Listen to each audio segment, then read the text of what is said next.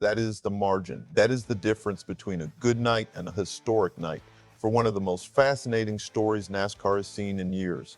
Three cars, one lane, door to door to door at full throttle in Nashville. And right in the middle of it all, a man who grew up racing the other side of the world, doing something he has never done before on an oval. Stick with me, because this one is special.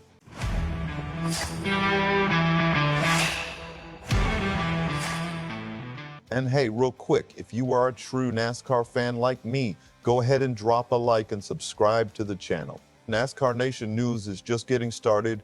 We are pushing for our next subscriber milestone, and it's all about real talk from fans who live this sport every week. All right, let's get into it. Shane Van Gisbergen, three-time Supercars champion, a guy who came into NASCAR and immediately made the road course guys look nervous. But ovals? That has been the question mark hanging over this whole experiment from day one. Well, tonight in Nashville, and I'm just going to say it straight, Shane Van Gisbergen answered that question in the loudest way possible.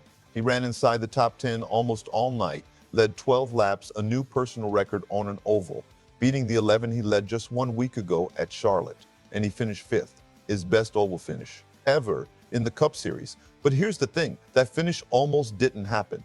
Because before we even talk about the last lap chaos, we need to talk about what happened to Trackhouse Racing in Stage 1.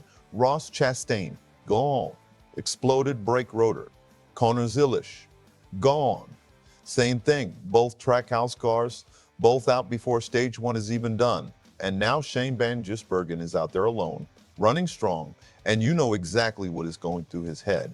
Am I next? He literally got on the radio and raised that concern, and the team had to talk him through it, reassure him that his brake package and setup were different from his teammates, different enough that he was safe to keep pushing. Now think about that mental load for a second. You're running inside the top 10, leading laps, feeling genuinely good about a race where ovals have historically been your weakness. And you're also wondering whether your brakes are about to blow up on you.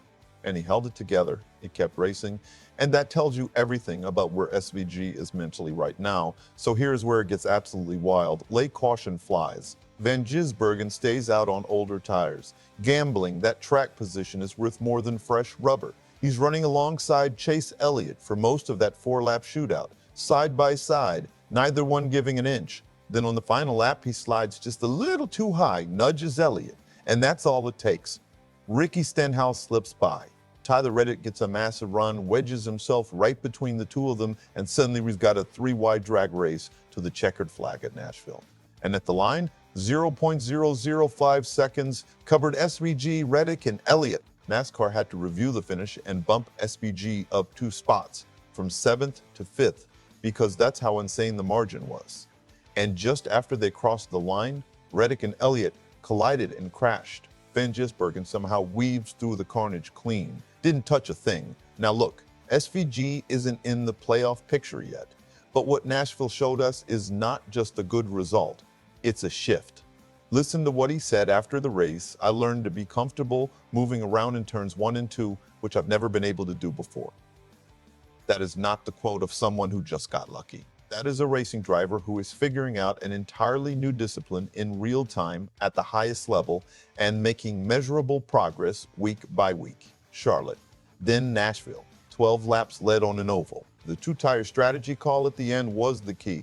On 4 tires, they were lacking balance. On 2, they got it back. That's smart, adaptive racing from a team and driver who are clearly learning fast. Trackhouse has to be loving this trajectory, even after losing Chastain and Zilisch so early. So here's the debate I want you to settle in the comments right now, and I genuinely don't know where the fan base lands on this one.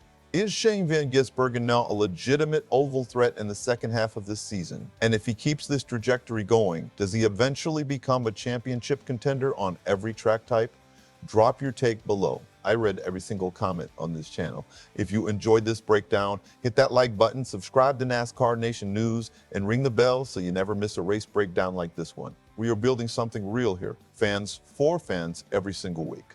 See you in the next one.